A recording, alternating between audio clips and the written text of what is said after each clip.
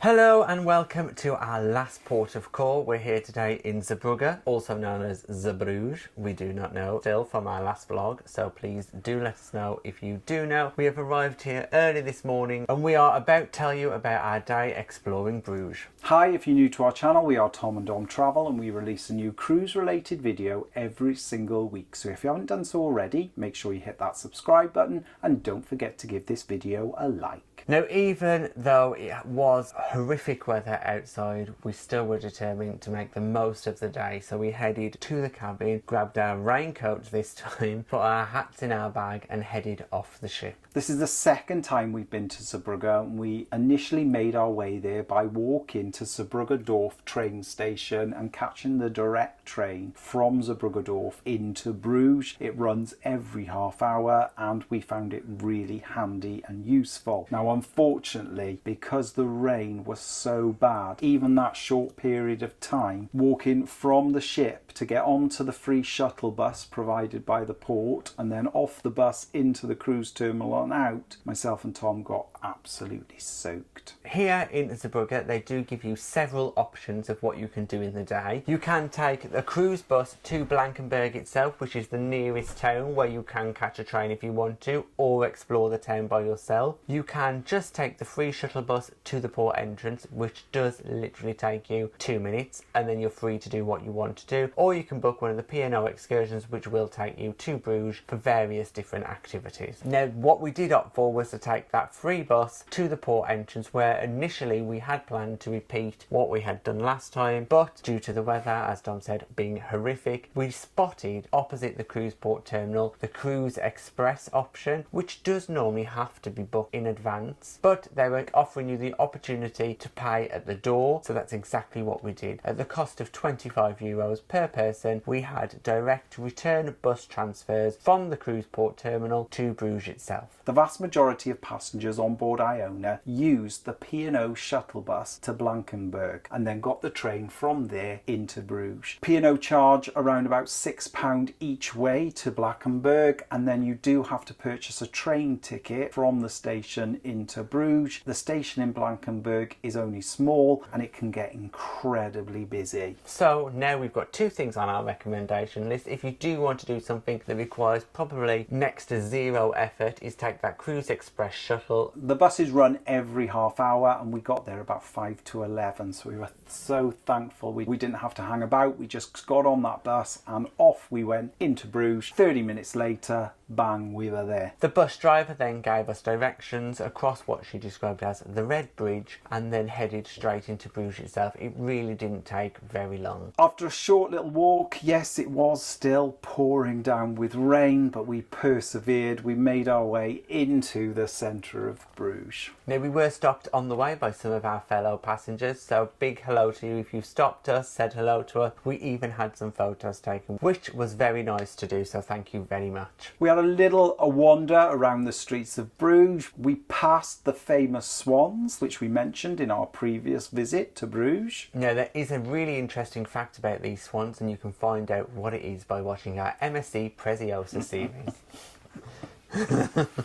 Most of the swans in Belgium live in Bruges and they're kind of revered. But you can still watch our MSc Preziosa series to find out what we got up to the first time we visited. Anyway, on to this visit. We continue to have a little wander around those wonderful cobble streets of Bruges, and you do have to be careful because there are a number of people that you need to dodge. Number one, it's the people on the bikes, and number two, it's the people in the carriages with the horses, because they are also dotted around the city. Bruges is set in a beautiful location with lots of little rivers and waterways, and if you have the time and you fancy the experience, we definitely recommend that you take a boat trip because they are great and it gives you a lot of history and they take you into certain areas of the city that perhaps you wouldn't necessarily visit on foot. Now, we do like to visit a church on our travels, and this time we have visited two today. The first church that we visited was huge and it did actually contain a couple of different relics. Now, we didn't really know much about relics and what they are, but we have since discovered that these relics are seriously important, and there was a lot of people very keen to take a look. The church was traditional and it was part church, part museum. You could purchase tickets to walk around the museum from just outside, and inside they had a few little sample displays that were incredibly detailed and interesting, and then you could also go into the main museum part of the church to discover more. Now, from the first church we had a little walk around some of the smaller alleys. Now, we also had to pop into a shop to buy some postcards and stamps, and they should be with our Patreons already. Fingers crossed. Well, by the time this video is out, they should definitely be with the Patreons. If not, they're lost.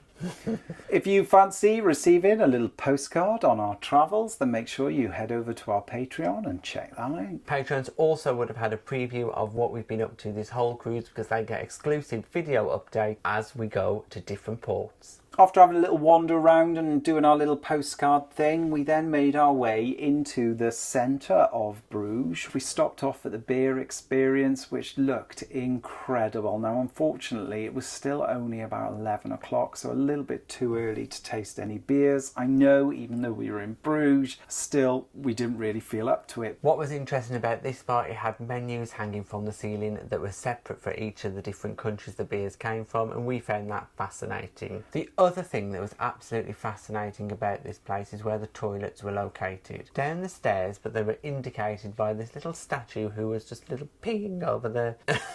Who was just peeing.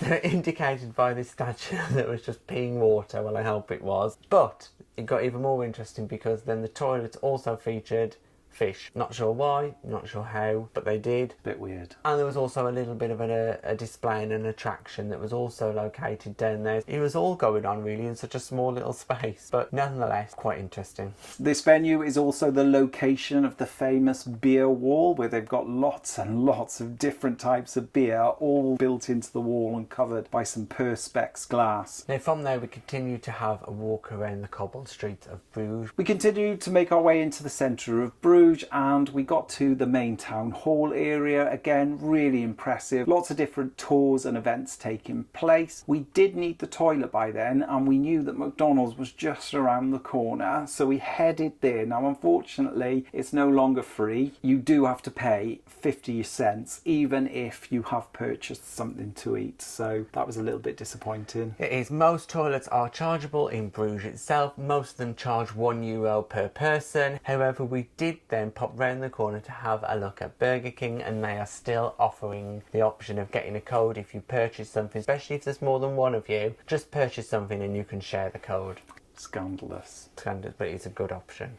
We then decided to make our way from the main town square through the old clock tower towards the Blood of Christ. And by then we were feeling a little bit peckish. We definitely were. So we found ourselves down a little shopping arcade with a fantastic view. So we took a seat there. Luckily it was vacant. And we ordered ourselves a waffle, a coffee, and you had a hot chocolate. And it was superb. The taste of that waffle was amazing, wasn't it? Got to be the best waffle I've ever had. I don't know what they do to them, but they are delicious. It came with some whipped cream. Beautiful. Now, I'm not really a sweet lover. However, I definitely could have eaten more than one. It was also really nice because they gave us 2 Belgian seashell chocolates as well to go with it, and in total that deal cost us €750, so not bad at all, with a wonderful view to sit out and look. So it was quite a little secret we found there. Now, this shopping arcade was located just around the corner from the Blood of Christ. Now, if you haven't been there, this is located in our second church that we visited today. Now, the Blood of Christ is very popular. It's located just up a set of stairs, and it is again one of these relics that we were speaking about earlier. That is a piece of cloth that is meant to have the blood of Christ on it. It is located inside the church itself, and now you have to file past, take your time, take a look at the blood of Christ. You are then given some information about it. It is requested while you are inside the church that silence is maintained at all the time, and it is one of those places that is absolutely spectacular when you're in there. You're not allowed to take any photography or video of the Blood of Christ, and this is the second time that we visited, and we always find it a little bit emotive in there, don't we? It's very atmospheric and traditional.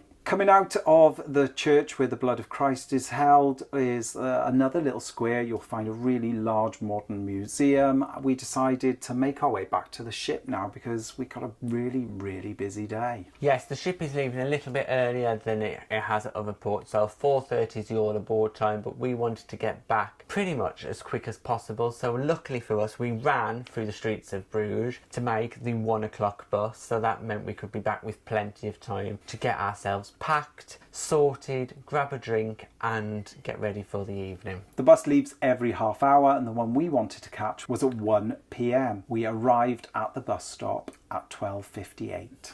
Yeah. 2 minutes to spare. The door on the bus was closed and we were these people that run and he had to open the bus back up. So I just looked at him and went, no.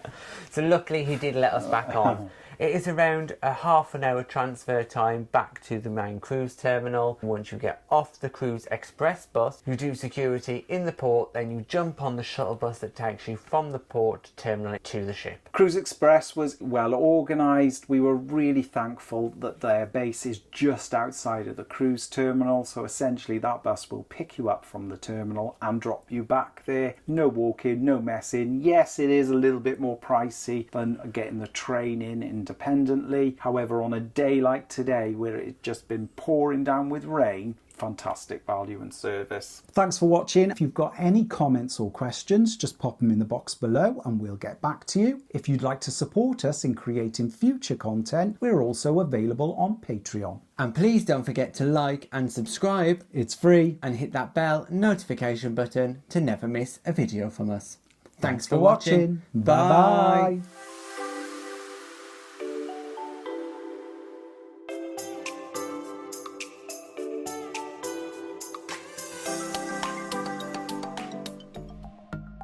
Thanks for watching. We've got lots more content available on our YouTube channel, so press that subscribe button. If you're interested in receiving daily updates, we're available on most social media platforms. Just search for Tom and Dom Travel.